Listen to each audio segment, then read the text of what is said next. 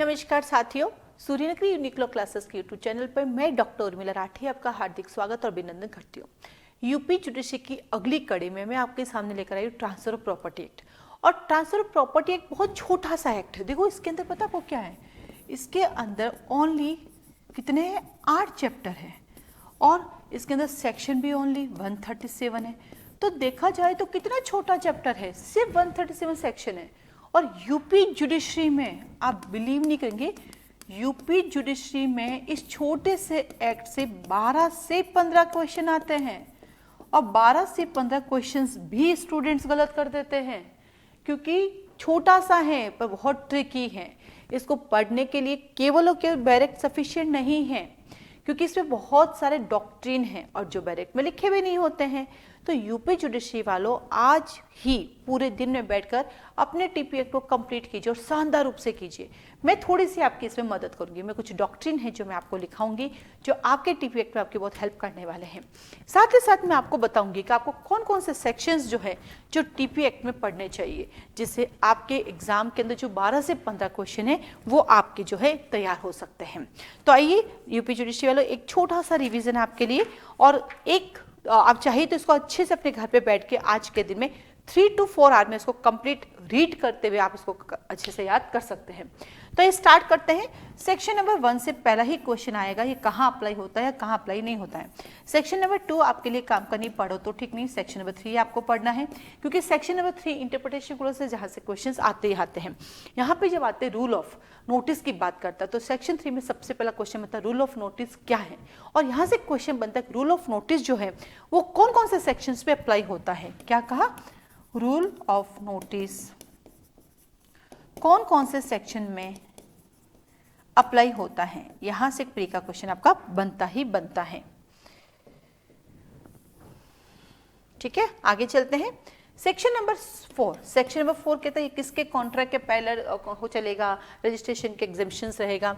Section number 5 is very very important है। एक question है जो आता है कि 100 रुपीज से कम की प्रॉपर्टी, 100 रुपीज से बिलो की प्रॉपर्टी को यदि आप बाई डिलीवर करते हैं तो कर सकते हैं, और अगर आप बाई उसको रिटर्न में देते हैं 100 रुपये से कम की संपत्ति को अगर आप उसको लिखित में देते हैं तो क्या उसका रजिस्ट्रेशन कराना मैंडेटरी है या नहीं है, क्या उसका रजिस्ट्रेशन कराना मैंडेटरी है या नहीं है, ये क्वेश्चन आता है। तो ध्यान रखना, जो भी रिटर्न में होगा ऑलवेज रजिस्टर्ड होगा, या तो बाई डिलीवरी कर दीजिए कोई इशू नहीं है, यानी आपको ऑप्शन दिया 100 रुपये से कम का कोई भी मैटर होता है तो आप या तो बाई डिलीवरी कर दीजिए, आप दे दीजिए। और यदि आप रिटर्न में देते हो तो रिटर्न का वैल्यू तभी होता है जब वो रजिस्टर्ड होता है। तो चाहे 100 रुपये से कम हो चाहे 100 रुपये से अधिक, यदि लिखित में दी है, रिटर्न में दी तो रजिस्ट्रेशन मैंडेटरी है, अदर देन 100 रुपये से कम बाई डिलीवर भी कर सकते हैं। तो आपके पास कुछ सेक्शन है जो आपको पता होना चाहिए। 54 पैरा नंबर 2, पैरा नंबर 3, 59 क्या राइटिंग में लिख देती हूँ, है ना, 59, फिर आता आपके पास 107 और 123। ये वो सेक्शंस हैं जो बताता है 100 रुपये से कम, 100 रुपये से अधिक, और गिफ्ट चाहे कैसा भी हो ऑलवेज रजिस्टर्ड, सिंपल मॉर्गेज चाहे कैसा भी हो ऑलवेज रजिस्टर्ड, चाहे 100 से कम हो चाहे 100 से अधिक का हो। देन आता आपके पास section number 6 is very very important है क्योंकि वो आपको बताता है कौन कौन सा ट्रांसफर होगा, कौन सा नहीं। सेक्शन 6 ठीक वैसा ही कहता है बेटा जैसा कि सीपीसी सेक्शन 60, यानी जिन मटेरियल का तुम अटैचमेंट कर सकते हो उनका तुम क्या कर सकते हो, ट्रांसफर कर सकते हो, और जिनका अटैचमेंट नहीं हो सकता उनका ट्रांसफर भी नहीं हो सकता। तो दोनों जो है एक दूसरे के पैरेलल चलते हैं। सेक्शन नंबर 7 से क्वेश्चन आता है, अपना आप ही क्वेश्चन देखेंगे आप। सेक्शन नंबर 8 से क्वेश्चन आता है लीगल इंसिडेंस क्या है। सेक्शन नंबर 9 कहता है कि ट्रांसफर ऑरल भी हो सकता है और रिटर्न भी हो सकता है। बिल्कुल सेक्शन 9 ये जो कहता है वैसा का वैसा सेक्शन 9 हमें कहाँ पढ़ने को मिलता है, सेक्शन 9 कॉन्ट्रैक्ट एक्ट, वो भी हमारी ही बात करता है। देन आता है सेक्शन 10 रटना है, सेक्शन 11 भी रटना है और वेरी वेरी इंपॉर्टेंट है। और सेक्शन 10, 11 तो कंसेप्ट बेस्ड क्लियर करना, 100% प्री का क्वेश्चन आता है और बहुत घुमा के आता है इसके। फिर आता है सेक्शन नंबर 12, वो भी इसी का कॉन्सिक्वेंस है। और तीनों में एक बात है जो कि सवाल है कि यदि इस तरह से किया गया ट्रांजेक्शन का इफेक्ट होगा वॉइड या वॉइडेबल, ये आपको देखना है, वॉइड या वॉइडेबल, क्योंकि यहाँ पे ना वॉइड और वॉइडेबल कहाँ का यूज़ किया गया ये ध्यान रखना है। कई बार एग्जाम आता है कि 10, 11, 12 में जो आप कंडीशंस लगाते हो कंडीशन वॉइड होती है। वही सेक्शन 53 का जो ट्रांजेक्शन है फ्रॉडुलेंट वाला वो वॉइडेबल है ना, तो आपको देखना पड़ेगा कहाँ वॉइड और कहाँ वॉइडेबल वर्ड यूज किया गया है। देन आता है सेक्शन नंबर 13, सेक्शन नंबर 14 रटना है आपको, 15 और 16 आप स्किप कर सकते हैं। देन आता है आपके पास section number 17, section number 18, section number 19, सारे वेरी वेरी इंपॉर्टेंट और यहाँ से आपके डॉक्टर्स स्टार्ट होते हैं। सेक्शन नंबर 15 कहता है आपकी एक्यूमुलेशन, किसकी बात करता है? एक्यूमुलेशन। तो देखो पहला आपका डॉक्टर आता है क्या बोलते हैं, रूल ऑफ एक्यूमुलेशन। यहाँ पे आता है double possibility, doctrine against double possibility, ये आ गया डबल पॉसिबिलिटी। तो 13 में आपके पास डॉक्ट्रिन आता है डॉक्ट्रिन अगेंस्ट डबल पॉसिबिलिटी, 17 में आता है रूल ऑफ एक्यूमुलेशन, फिर 18 में आता है डॉक्ट्रिन ऑफ साइप्रस की बात करता है। किसकी बात करता है? ये जो डॉक्ट्रिन ऑफ साइप्रस है ये 18 में भी है और ये सेक्शन नंबर 26 में भी है। और ये जो 26 है साथ साथ डॉक्ट्रिन ऑफ साइप्रस हम और कहाँ पढ़ते हैं? सीपीसी सेक्शन 92 में भी पढ़ते हैं। कहाँ पढ़ते हैं? सीपीसी सेक्शन नंबर 92 में भी पढ़ते हैं। सेक्शन 19 और 21 को आप साथ में याद कीजिएगा ताकि आपको इजी वे में याद रहेगा, ठीक है। देन आता है अपने पास सेक्शन नंबर 20, जन्म लेते ही। सेक्शन नंबर 21 वेरी इंपॉर्टेंट आता है आपके पास। सेक्शन नंबर 21 कंटीजेंट की बात करता है। 22 आप थोड़ा सा स्किप कर सकते हैं 22 को, ठीक है। उसके बाद 23 जो है और 24 इन दोनों को आप स्किप, यानी आप 3 सेक्शन जो है स्किप कर सकते हैं, 22, 23 और 24, ठीक है। नाउ आपको रटना है 25, 26, 27, 28, 29। 27 तो ये तो हुआ डॉक्ट्रिन ऑफ साइप्रस, ठीक है। फिर 27 को लिखिए, 27 को लिखिए त्वरित प्राप्ति का सिद्धांत। क्या कहते हैं इसको? डॉक्ट्रिन ऑफ एक्सीलरेशन, त्वरित प्राप्ति का सिद्धांत, डॉक्ट्रिन ऑफ एक्सीलरेशन। फिर 28 को लिखिए हिंदी वाले सशर्त सीमा का सिद्धांत। कौन सा सिद्धांत? सशर्त सीमा का सिद्धांत। इंग्लिश वाले लिखिए कंडीशनल लिमिटेशन। क्या लिखेंगे इंग्लिश वाले? कंडीशनल लिमिटेशन, ठीक है। तो ये तो वेरी इंपॉर्टेंट है, 25 से 29 तो आते ही आता है। देन आप स्किप कर सकते हैं सेक्शन 30, 31, 32, 33 और 34, ये 4 सेक्शन आप रिलैक्स लीजिए। 30 से लेकर 34 को सिर्फ टाइटल देख लीजिए, ओनली टाइटल, पूरा पढ़ने की आवश्यकता नहीं है। फिर आता है आपके पास 35 is a very important, election, rule of election. 2 question भी आ सकते हैं इलेक्शन को लेके, थोड़ा सा ट्रिकी है पर आप समझिएगा तो कर सकते हैं। इसमें आता है आपके पास बेनामी ट्रांजेक्शन, जो होता है ना बेनामी समव्यवहार, उसके बारे में बात करता है जो दिख नहीं रहा है।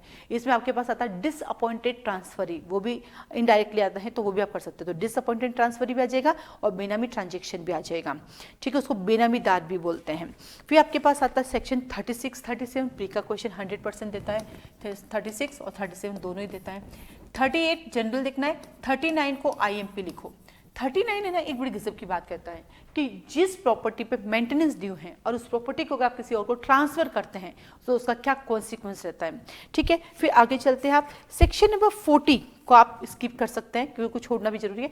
Now section number 41, section number 41 ostensible owner है ना। 41 ऑस्टेंशियबल ऑनर भी जो है प्रॉपर्टी ट्रांसफर कब कर सकता है, कब नहीं कर सकता है, कब उसके द्वारा की गई ट्रांसफर वैलिड होगी, कब वैलिड नहीं मानी जाएगी, कब वो जो ट्रांसफर ही होगा उसको जो है राइट मिलेगा, कब नहीं मिलेगा। तो 41 इज वेरी इंपॉर्टेंट।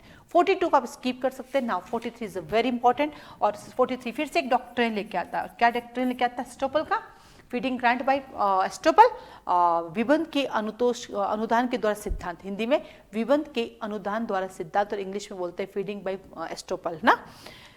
उसके बाद इसके अंदर फेमस केस भी है आपका, वो है राजपक्षे वर्सेस फर्नांडो। हाँ केसेस भी आते हैं, लिमिटेशन ट्रांसफर ऑफ प्रॉपर्टी में ध्यान रखना। देन सेक्शन 44 जो है आपके सेक्शन बेस्ड क्वेश्चन आता है। सेक्शन 44 जो है टाइटल बेस्ड क्वेश्चन आता है। उसके बाद हम चलते हैं आपके 45, 46, 47, उसके बाद 45 आप छोड़ सकते हैं, 45 छोड़ सकते हैं। 46 का दृष्टांत पढ़िएगा जरूर, सेक्शन 46 का इलस्ट्रेशन यहाँ से क्वेश्चन आता है। 47 आप स्किप कर सकते हैं। 48 कहता है डॉक्ट्रिन ऑफ प्रायोरिटी, पूर्विकता का सिद्धांत। यहाँ से भी डॉक्ट्रिन निकलता है, डॉक्ट्रिन ऑफ प्रायोरिटी, पूर्विकता का सिद्धांत। ये डॉक्ट्रिन ऑफ प्रायोरिटी जो है 48 है, इसके साथ हम हमेशा 78 भी पढ़ते हैं क्योंकि 48 का ऑपोजिट सेक्शन 78 है, दोनों को हमेशा साथ पढ़िएगा। देन आगे चलते हैं हम लोग 49 की तरफ। तो आप चाहे थे 49 50 और 51 को भी आप जो क्या कर सकते हैं, स्किप कर सकते हैं, क्योंकि समझ में नहीं आएगा, सिर्फ टाइटल देके स्किप कर दीजिएगा। फिर 52 is a very very important, list pendency, फिर से एक डॉक्ट्रिन आता है आपके पास। सेक्शन नंबर 52 लिस्ट पेंडेंसी की बात करता है, 53 फ्रॉडुलेंटली की बात करता है, और 53 ए पार्ट परफॉर्मेंस की बात करता है। इसका मतलब 1 से 53 मुश्किल से 6 या 7 कोई सेक्शंस आपके छूटेंगे, बाकी सबको डिटेल पढ़ना है, सबके डॉक्ट्रिन डिटेल पढ़ने हैं, और साथ ही साथ क्या करना है आपको, साथ ही साथ इन सबके केस लॉज भी देखने हैं, क्योंकि यहाँ से बहुत सारे क्वेश्चन पुट होते हैं, क्योंकि 12 से 15 नंबर कम नहीं होते, बहुत सारे होते हैं। और आप इसको आज के एक दिन के अंदर क्या करेंगे, 1 से लेकर 53A आज के दिन पढ़ लीजिएगा, और 54 से लेकर जो है आपका 137 जो है कल पढ़िएगा।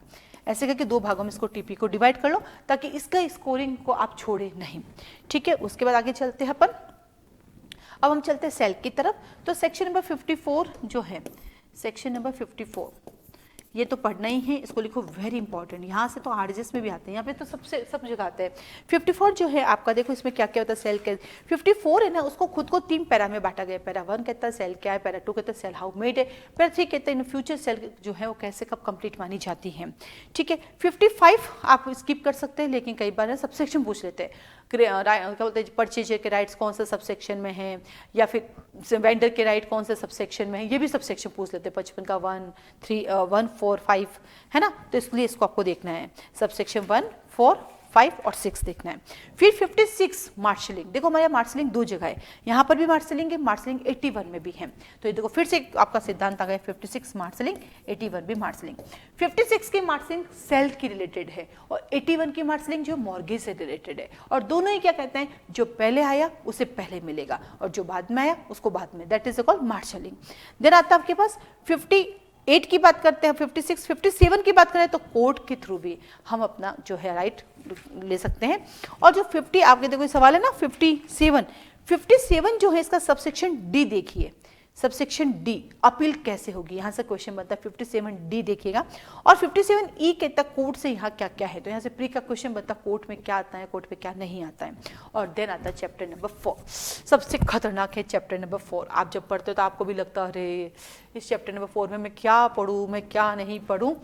तो आइए सेक्शन नंबर 4 में आपके लिए थोड़ा सा ईजी करते हैं। चैप्टर 4 जो है आपका मॉर्गेज वाला, जो क्वेश्चंस बनते हैं बस वही पढ़ाने हैं आपको। तो चैप्टर नंबर 4 कहता है मैं आपका 58 से 105 तक हूँ, जिसमें आपको 58 पढ़ना, 59 पढ़ना है, 60 पढ़ना है आपको। ठीक है, 58, 59, 60। वैसे तो सीधा 67 पढ़ते हैं राजस्थान में, लेकिन यूपी आप सीधा 68 पे नहीं जा सकते, आपको 61 भी पढ़ना है, 62 भी पढ़ना है। 61 का क्वेश्चन आपके आ चुका है, इसको बोलते हैं डॉक्ट्रिन ऑफ कंसोलिडेशन। 61 में है डॉक्ट्रिन ऑफ कंसोलिडेशन, समीकरण का सिद्धांत, ये आ चुका है आप लोगों के। फिर 62 आ जाता है आपके पास, यूजुफैक्चरिंग मॉर्गेज कैसे लेंगे। फिर 63 और 64 आप स्किप कर दीजिए। 63 ए के अंदर जो है ना वो क्या बोलते हैं 9% आपके इंटरेस्ट की बात करता है। फिर आप 64 को छोड़ दीजिए, फिर 65 को आपको पढ़ना है, आपको 65 भी पढ़ना है और 65 ए भी पढ़ना है। और 65 ए कहता है आपके पास कि मॉर्गेजर को पट्टा करने की शक्ति कैसे होगी। ठीक है, फिर 66 स्किप कर दीजिए, फिर 67 तो आपको रट रही है। 67 इज वेरी इंपॉर्टेंट। यहाँ पे 2 शब्द आते हैं हमारे पास, एक 60 और एक 67। एक होता है रिडम्पशन, एक होता है मॉर्गेज। रिडम्पशन किसका होता है हमेशा राइट, मॉर्गेजर का, और क्या होता है फोरक्लोजर किसका राइट होता है, मॉर्गेजी का। और यहाँ से पक्के क्वेश्चन आते हैं। 67 के बाद 68 भी आपको पढ़ना है और 69 भी पढ़ना है, दोनों से आपके क्वेश्चन बनते हैं, 68 और 69। 69 नहीं तो रिसीवर की अपॉइंटमेंट वही जो कि सीपीसी के ऑर्डर नंबर 40 में, वो माइलेज का ज़्यादा काम का नहीं है। देन आता है बेटा आपके पास सेक्शन नंबर 70 नहीं पढ़ना है। 70 इसलिए पढ़ाऊंगी बेटा, इलिस्ट्रेशन बेस्ड क्वेश्चन आएगी, इसलिए 70 पढ़ना है, क्योंकि 70 के दृष्टांत से क्वेश्चन आएंगे, तो 70 के इलिस्ट्रेशन आपको पढ़ने हैं। ठीक है, उसके बाद बेटा क्या आता है 72 और 76, ये दोनों ही जो है टाइटल बेस्ड क्वेश्चन है, बाकी मेन एग्जाम का क्वेश्चन है, प्री में नहीं आता है। उसके बाद 78 मैंने पहले ही बता दिया 78 पढ़ना है। 79 जो है इसलिए पढ़ना है क्योंकि वो 78 का एक्सटेंड और इलिस्ट्रेशन बेस्ड क्वेश्चन है। फिर 80 और 81 तो पढ़ना ही पढ़ना है, उसको तो छोड़ना ही नहीं है, क्योंकि 80 और 81 नहीं सॉरी 81 और 82 डॉक्ट्रिन ऑफ मार्शलिंग और डॉक्ट्रिन ऑफ क्या कहते हैं अभिधाय का सिद्धांत। एक मार्शलिंग की बात करता है और एक आपके अभिधा यानी कॉन्ट्रीब्यूशन की बात करता है, और दोनों ही वेरी वेरी इंपॉर्टेंट 100% क्वेश्चन आते हैं। उसके बाद आप आ जाइए सीधा 91 पे, यानी 82 के बाद आप सीधा 91 पे आ जाइए, सबरोगेशन की बात करता है। 91 और 92 सबरोगेशन कौन कर सकता है, कैसे कर सकता है। फिर 93 भी आपको पढ़ना है और 94 भी आपको पढ़ना है। क्या कहता है, mortgage sorry redemption up foreclosure down. तो 93 पढ़ना है आपको, प्रोहिबिशन ऑफ टेकिंग, बहुत खतरनाक सेक्शन है, क्या ही कहता है भगवान ही जानता है, इसको तो आपको रटना ही पड़ेगा। और 94 कहता है आपके पास रिडेम्पशन अप फोरक्लोजर डाउन, मोचन ऊपर की तरफ और फोरक्लोजर पूर्वबंध नीचे की तरफ। उसके बाद आता है आपके पास आता सीधा 100 is a charge, is very very important, तो आपको 100 पढ़ना है। और देन 104 जो सबसे इंपॉर्टेंट सवाल है, जो कहीं लोगों को आज भी नहीं आता है कि मॉर्गेज से रिलेटेड रूल कौन बनाएगा। A state government, B central government, C state government central government के कंफर्मेशन से, या नंबर डी कहता है आपके हाई कोर्ट बनाएगा। तो इसका आंसर हाई कोर्ट है, हाई कोर्ट बनाएगा। देन हम चलते हैं आगे 105 की तरफ, हम चलते हैं आगे की तरफ जो बात करता है लीज की। चैप्टर नंबर 5 कितना लीज आपके पास आता है 105 पढ़ना है, 106 भी पढ़ना है, 107 भी आपको पढ़ना है। ये तीनों तो आपको रटने ही है क्योंकि यहाँ से प्री के क्वेश्चन आते ही आते हैं। 108 जो है आप स्किप कर सकते हैं, जनरली है, जनरल रूल कहता है जो आपको वैसे भी पता है। फिर आपके पास आता है 109, टाइटल देखना, उसके अलावा पूरा डिटेल नहीं पढ़ना। फिर आपको पढ़ना है 110। 110 से पूछ सकते हैं कि टाइमिंग जो पीरियड की काउंटिंग होगी वो कैसे की जाएगी, तो 110 आपको पढ़ना है। देन 111, 112, 113, 114, 115 छोड़ सकते हैं। 116 पे एक प्रॉब्लम क्वेश्चन आता है जो राजस्थान प्री में भी आया हुआ है। और देन आता है 111 कहाँ रहेगा भैया, 111 पहले तो रटो, सबसे पहले तो 111 को 111 तो रटना है क्योंकि ये बताता है आपके डॉक्ट्रिन की बात करता है, क्या बोलते हैं विवक्षित अभित्याग, सरेंडर क्या होता है, सरेंडर कैसे किया जाता है। और फिर 116, ठीक है, 116 आपके पास आ जाता है। और फिर 117 एग्रीकल्चर पॉइंट ऑफ व्यू से भी आपको देखना है। फिर 118 से लेकर 120 आप 21 तक वैसे भी देखोगे आप, और 122 से लगाकर 129 में एक भी सेक्शन नहीं छोड़ना है, सारे के सारे रटने हैं। और देन आता है आपके पास 130 आता है एग्जाम में, 136 आता है, 137 आता है। बाकी के मतलब 131, 132 है वो जनरल सिर्फ टाइटल देखने हैं। 130, 136 और 137 को डिटेल पढ़ना है, बाकी को टाइटल पढ़ना है। तो ऐसे आप देखो कि जिनको डिटेल पढ़ना उनको पढ़ो, बाकी टाइटल पढ़ के आगे चलो। तो आप अपने टीपी को एग्जाम से पहले 3 टाइम करो, revise revise revise revision revision revision, रटना नहीं है, समझना देखना आगे चलो, समझना देखना चलो आगे चलो। ऐसे करके करोगे ना तो आपके जो 10 से 12 नंबर है वो आपके कंप्लीट हो जाएंगे। और जितना मैंने बताया छत्तीसगढ़ वाले ये भी सफिशिएंट है, ये पढ़ लो तो आपके तो पूरे के पूरे 9 में से 9 सवाल सही, 8 में से 8 सही, क्योंकि छत्तीसगढ़ तो वैसे भी टू द पॉइंट पूछता है, तो ऐसा टू द पॉइंट कर सकते हैं। तो ये छोटा सा एक ओवरव्यू था टीपी को इजी करने के लिए, क्योंकि टीपी कई सारे लोगों को जो है टफ लगती है। तो अगर इस तरह से आप टीपी को पढ़ोगे तो टीपी आपका कंप्लीट भी हो जाएगा और आपके लिए क्या होगा, कोर्स भी खत्म हो जाएगा, आप इजी वे में कर सकते हो। तो इसी कड़ी में जो आपका रिवीजन है, शॉर्ट रिवीजन कैसे आपको अपना रिकॉल करना है, उसको लेके मैं रोज एक वीडियो लेके आऊंगी। तो आज आपका टीपी एक्ट का है, नेक्स्ट में आपको देखते हो सीआरपीसी बनाने का है, तो सीआरपीसी का तो जैसे जैसे होता जाएगा बताती जाऊंगी। आप जितने भी बच्चे भी तैयारी कर रहे हैं, आप उनको भी मेरा जो यूट्यूब पर लिंक है आप जो है आगे उनको फॉरवर्ड करें, ताकि उनको भी एक शॉर्ट ट्रिक से पढ़ने का उनको भी एक तरीका मिल सके। और अपने रिवीजन पे ध्यान दीजिए। देखिए बेटा, अब समय रटने का नहीं है, अब समय है रिवाइज करने का। अपने बैरक को अपने हाथ पे लो और उनको अच्छे से देखो, उनको अपने साथ एक पेन रखो, पेन रख के उसको एक एक लाइन समझो और पढ़ो। अच्छा ये कह रहा है, अच्छा ये कह रहा है, ओके ठीक है। और ये जो तरीका, आज टीपी कंप्लीट हो गया, कल नहीं परसों नहीं 2 दिन बाद फिर से टीपी उठाओ और फिर से दो दिन बाद टीपी उठाओ, क्योंकि चीज़ को एक बार रट लेते हैं बहुत टाइम लग जाता है। लेकिन हमें रटना नहीं, हमें उस चीज़ को समझना है और बार बार उसका रिविजन करना है, क्योंकि आप जितनी बार रिविजन करोगे उतनी बार चीज़ें आपकी स्ट्रॉन्ग होगी, समझ में आएगी। आप सिर्फ रटोगे तो भूल जाओगे, इसलिए रटना बंद कीजिए, आप उसको रिवाइज करना कीजिए।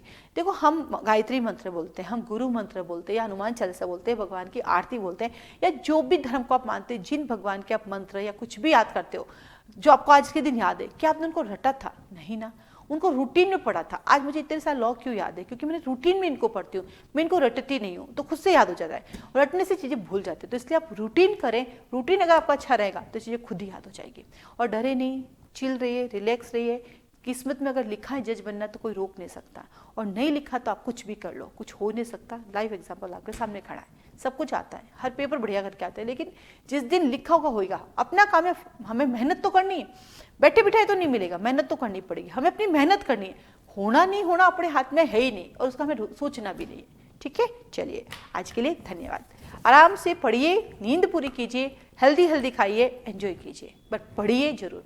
पढ़ना है, पढ़ना तो है ही। आज के लिए धन्यवाद।